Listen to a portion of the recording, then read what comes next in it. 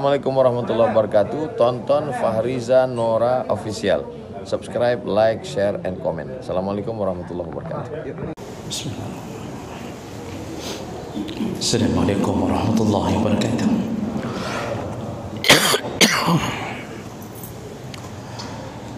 Alhamdulillahi rabbil alamin. Hamdan katsiran tayyiban mubarakan fihi.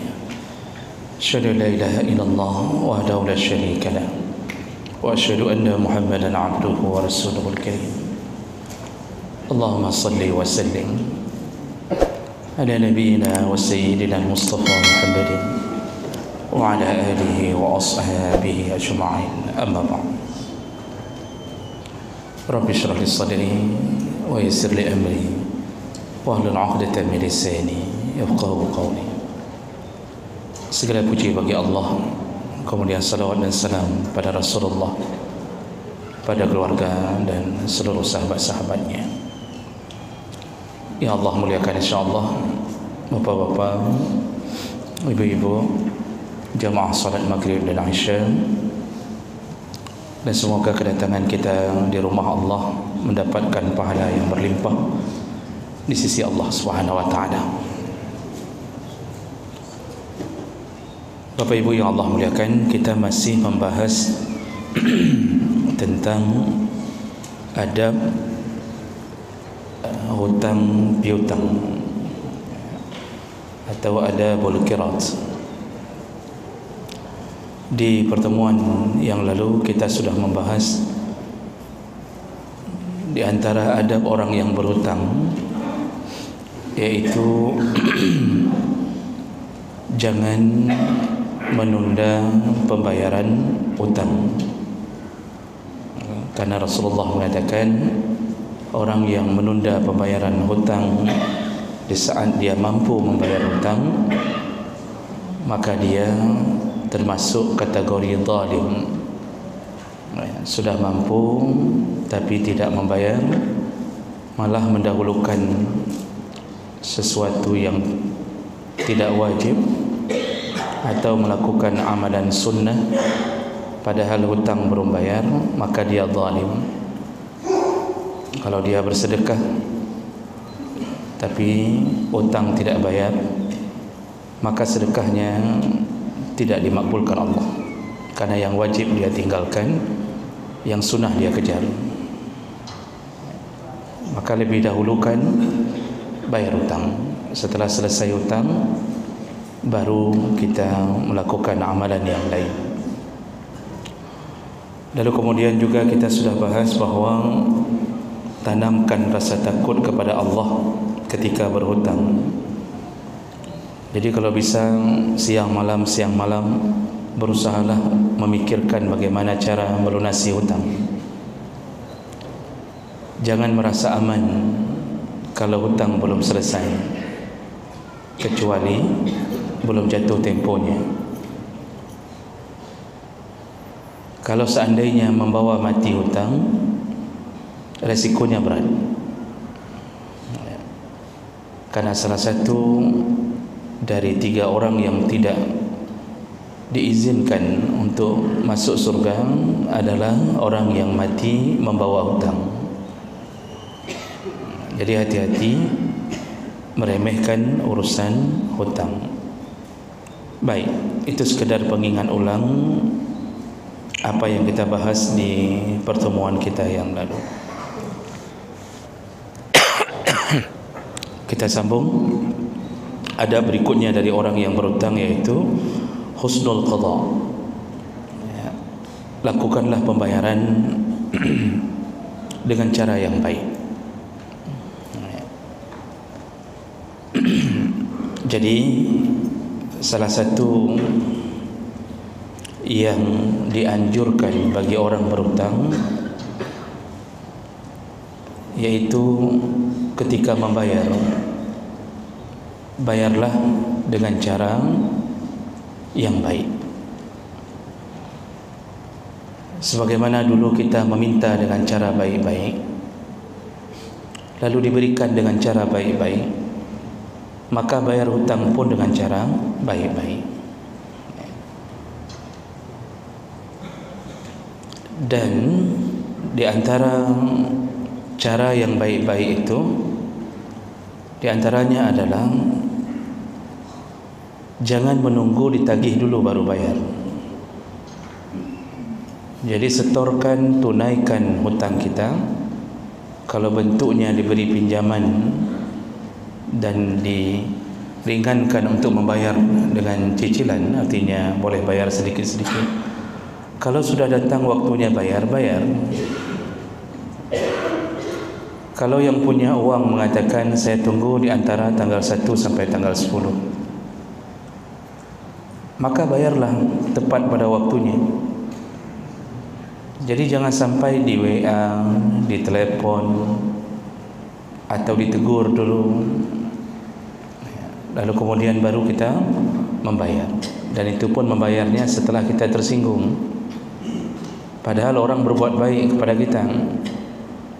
Ketika diingatkan oleh yang punya uang dia, lalu kemudian dia yang berkorban untuk kita, ketika diingatkan malah kita pula yang tersinggung. Kan kalau kita pikir-pikir kan memang betul-betul tak ada otaknya, Pak. Bahasa Inggris ni hana utang. Uang dia, yang dulu berkorban untuk kita dia, yang cari uang dia, yang lelah dia. Begitu mudah dalam hitungan 5 menit dia pinjamkan ke kita 5 juta.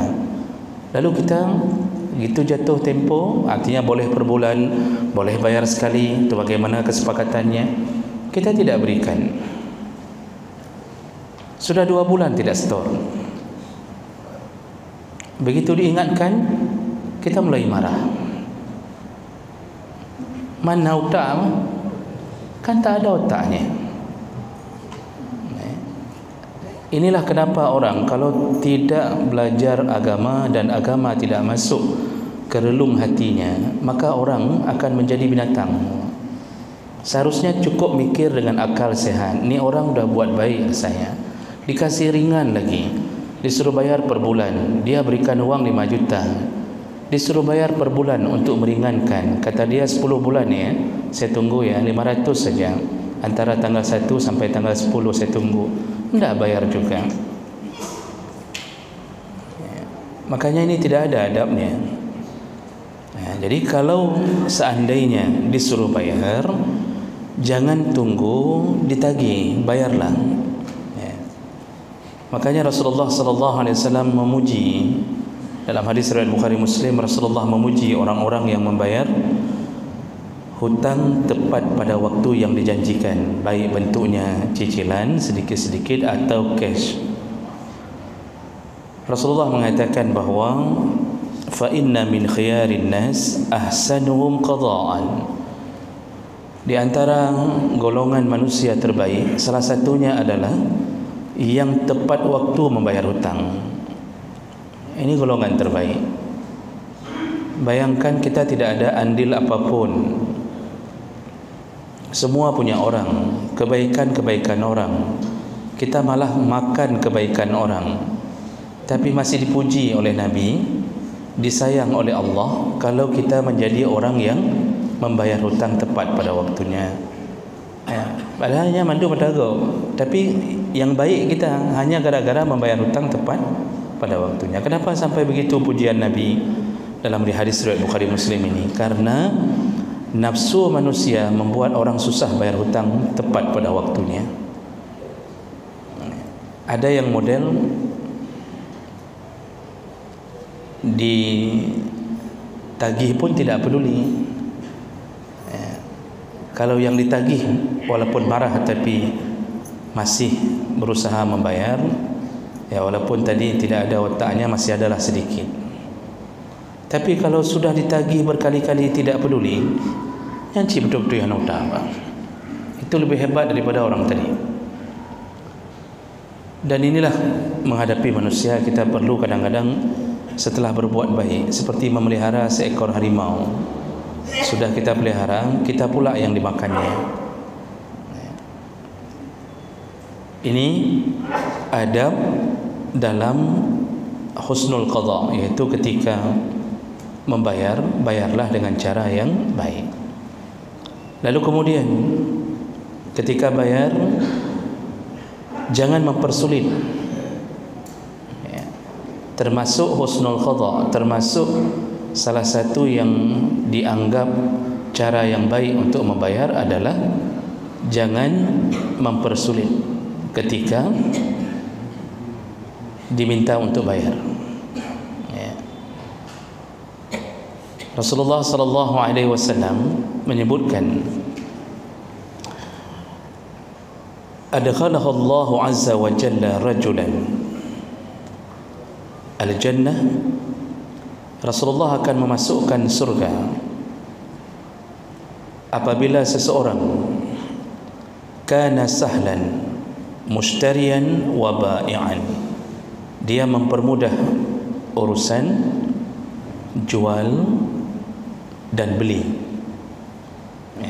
Jadi ini pertama Nabi menyebutkan dulu orang yang akan dimasukkan surga, salah satunya adalah dia mempermudah urusan. Ketika jualan dia permudah, ketika membeli pun dia mempermudah. Jadi ketika jualan ketemu sama orang miskin yang membeli, dia permudah. Ya, kira-kira dia ambil laba sedikit saja, ya, dia permudah. Kalau dia membeli, dia pun mempermudah. Kalau dia beli kepada orang miskin, dia tidak minta kelebihan uangnya, dia tidak tawar terlalu tinggi.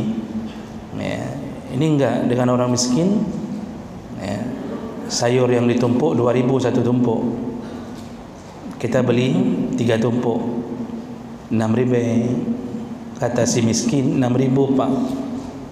Si bapak yang kaya ini, yang gajinya 3,5 juta belum kena tunjangan, sudah 6.000 dapat 3 tumpuk sayur, dia minta 3-5 ribu boleh. Si miskin mau menolak, takut nggak ada yang lain yang beli, terpaksa buka je necok je kerana nampak. Kita senangnya bisa dapat 3-5 ribu ketika membeli punya si miskin, tapi si miskin hatinya pedih. Di belakang kita dia akan mengatakan berat kerid orang kaya ni. Luar biasa pelit orang kaya. 5.000 minta 1.000 kurang. Seharusnya peng tiplo, seharusnya 10.000 kita kasih, kita bilang sama orang miskin enggak usah balik, sedekah saya. Itu seharusnya. Itu contoh orang yang akan masuk surga. Maka tidak baik jual beli mempersulit. Lalu wa qadiyan wa muqtadiyan, Rasulullah sambung, juga akan dimudahkan Allah masuk surga orang yang mempermudah ketika membayar hutang dan menagih hutang. Jadi ketika bayar hutang itu disuruh permudah, jangan persulit. Bagaimana caranya? Ityanul madin lidda'in fi baitih aw mahallih. Hutang itu diantarkan, bukan dijemput. Ini sudah dipinjamkan, ditolong, begitu ditagih, kata yang berhutang, tolong ambil ke rumah lah, saya enggak sempat ngantar ke situ. Dulu dia datang ke rumah kita, ketok pintu, ucap salam, baca ayat kursi 3 kali depan rumah. Begitu kita tagih, kita telefon, ini sudah waktunya bayar hutang. Apa dia bilang? Hanya cok rumah hutang, hanya tempat lo entak kenandung. Masya Allah, ini orang-orang yang mempersulit orang yang punya uang untuk mendapatkan uangnya kembali. Nanti dia bilang begini, ya, dia bilang begitu. Kadang-kadang dia rubah waktu, ya. Disuruh tunggu di sana, disuruh tunggu di sini, padahal tinggal transfer saja selesai. Ya, beginilah keadaan manusia hari ini, Pak. Makin menjelang kiamat, makin banyak orang begini, Pak. Memang kita ini pengalaman kadang-kadang memberi hutang ke orang, itu banyak-banyak sabar, Pak. Selain sabar, kalau kira-kira orang itu bukan tipe orang yang baik, itu tidak usah maafkan di dunia dan di akhirat, ya, tidak perlu dimaafkan, ya. Berdoa saja kepada Allah agar Allah selesaikan di akhirat. Yang perlu kita perbanyak maaf itu orang-orang yang amanah, jujur tapi tak mampu lagi bayar hutang. Itu yang perlu diperbanyak maaf. Dia jujur, amanah, tapi dia sudah diberi musibah oleh Allah, tak mampu lagi bayar hutang. Itu perbanyak maaf. Tapi model-model apa da'a yang galak semangat, yang suka membohongi, lari sana lari sini, dipersulitnya hidup kita apa? Dia bilang nanti hari Senin ya jam 2 ya. Tunggu di kedai kopi ini. Kita datang jam 2 di kedai kopi. Sudah habis kopi pancung. Biasa jarang sekali habis kopi pancung itu. Dia enggak nampak, jam 3:30 enggak nampak, 4:30 tak nampak. Lalu dia telefon, mohon maaf, begini. Tolong nantilah hari-hari Kamis ya. Hari Kamis kita jumpa lagi ya. Dipersulit lagi. Begitulah keadaan orang yang ciri-ciri susah masuk surga. Dia mempersulit keadaan orang yang memberi hutang kepadanya. Hadis riwayat Ibnu Majah dan Nasa'i. Ya. Kemudian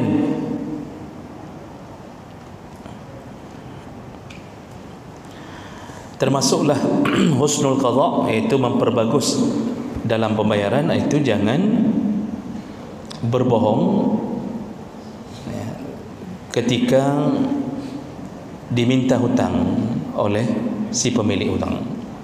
Jadi ketika pemilik uang meminta hutang, jangan berbohong ya. Karena berbohong ini pertama sebahagian dosa besar, yang kedua tanda kemunafikan ya. Yang ketiga, berbohong ini akan menyebabkan kemarahan. Rasulullah sallallahu alaihi wasallam menyebutkan dalam hadis riwayat Bukhari, Muslim, Abu Dawud, An-Nasa'i, innar rajula iza gharima, seseorang ketika sudah gharim, yaitu sudah terlilit hutangnya, kecenderungannya adalah haddasa fakazzaba. Kecenderungannya adalah kalau bicara kemulai berbohong ya.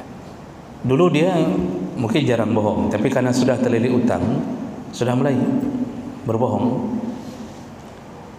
Wa wa'ada fa akhlafa, lalu ketika berjanji dia akan mengingkari. Maka salah satu yang membuat orang jatuh ke dalam kemunafikan, suka berbohong, begitu dia sudah mulai berhutang, terlilit hutang, dia mulai bohong. Dan itu terbukti Pak. Kita yang enggak rencana bohong, kita terlahir bukan pembohong, tapi karena hutang, banyak hutang kita sudah mulai menyiapkan kebohongan. Ya, dari paling sederhana kita bilang belum keluar gaji, oh sudah ada tapi kemarin perlu ini, lalu kemudian uang kita gunakan untuk ini, lalu kita bilang enggak ada di rumah. Ditelepon, penadro di rumah, ada orang di rumah, saya mau ambil uang. Kita bilang enggak ada, saya sedang di Banda Aceh, padahal dia sedang di WC. Ketika datang ke rumah, diketoknya pintu rumah kita, lalu kita pesan kepada anak kita, nak buka, bilang ayah di Banda Aceh ya. Anak buka, mana ayah? Kata ayah di Banda Aceh. Jadi sekarang ayah di mana? Di WC. Dia anak bangai hana orang mutang cik bangai rata-rata.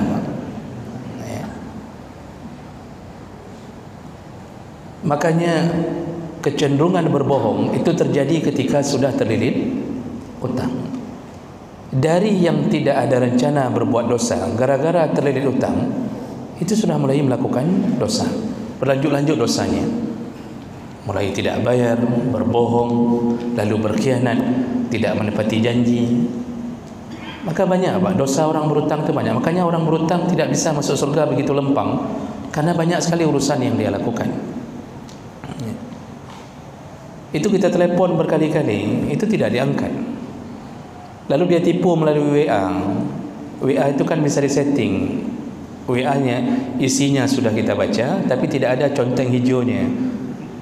Kan? Jadi seakan-akan kita tidak tahu, padahal sudah kita baca. Begitulah keadaan orang yang berhutang. Jadi berbaguslah ketika membayar hutang, berbaik-baiklah ketika bayar hutang. Ingat-ingat jasa orang ketika orang memberikan hutang kepada kita. Dan yang terakhir, yang terakhir tentang adab orang yang berhutang. Nanti minggu depan kita mulai bahas adab orang yang memberi hutang. Ini yang berhutang. Yang terakhir, jangan lupa berdoa kepada orang yang telah memberi kita hutang. Itu sebenarnya karena ini adalah kebaikan. Rasulullah sallallahu alaihi wasallam menyebutkan dalam hadis riwayat An-Nasa'i, Abu Daud, "Wa man atta ilaikum ma'rufan," barang siapa yang telah berbuat baik kepadamu, fakafi'uhu, maka balaslah dengan kebaikan yang sama. Disuruh balas kebaikan orang, kan disuruh khianat. Itu orang beri hutang itu dia korbankan, sampai kadang-kadang istrinya pun tak tahu bahawa uang telah dia hutangkan. Dia tutup dari istrinya. Kalau istrinya tahu, itu bisa terjadi perang dunia keempat. Dia tutup demi menghutangkan uang kepada kita. Rasulullah bilang apa? Fakafi'uh, kalau engkau sudah mendapatkan kebaikan orang, balaslah kebaikannya. Fa in lam tajidu fad'u lahu hatta ta'lamu an qad kafa'tumuhu. Kalau engkau tidak bisa balas di dunia, berdoalah untuknya, kata Rasulullah. Semoga Allah yang membalas kebaikannya. Maka kita yang berdoa ke orang hutang, ke orang bihutang. Ya Allah, aku tidak mampu membalasnya, maka balaslah kebaikannya. Begitu seharusnya. Ini enggak, memang pengkhianat betul lah. Udah kita kasih, bukan berdoa yang dikasih, Pak, tapi kesulitan hidup kita. Kan betul-betul besar sekali dosa orang yang tidak bayar hutang ini. Lalu bangga lagi, ya, merasa jadi orang baik. Yang anehnya lagi, ketika mati hutang bertumpuk, ditanya sama imam yang salatkan jenazah, "Apakah mayatnya jeroh?" Mandum ta'ud, semuanya menjawab, "Apakah mayat ini baik?" Semua jawab baik, begitu menjawab. Lalu imam mengatakan, "Alhamdulillah, kalau semua sudah mengatakan baik, semoga jenazah ini masuk surga." Pat damang surga hutang bertumpuk.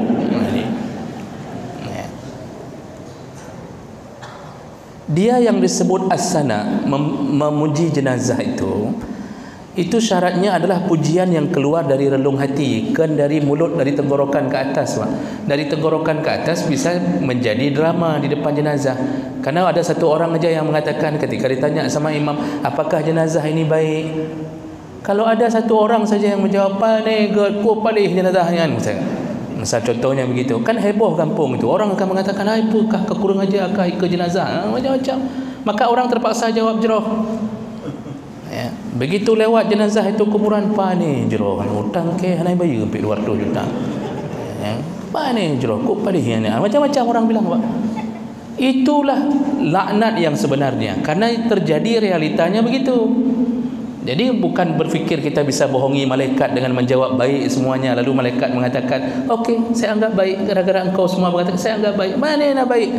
Hutang tak bayar di mana-mana. Rasulullah langsung tidak mau mensolatkan jenazah. Setiap kali jenazah dibawa, Rasulullah bertanya, "Fahal alaihi dain?" Jenazah ini ada hutang? Begitu dijawab, "Ada ya Rasulullah." "Sallu antum." Salat saja kalian, aku tidak mau mensolatkannya. Itu menunjukkan marahnya Rasulullah yang mati membawa hutang. Datang kita hari ini, kita remehkan urusan itu, enggak pernah kita tanya pun.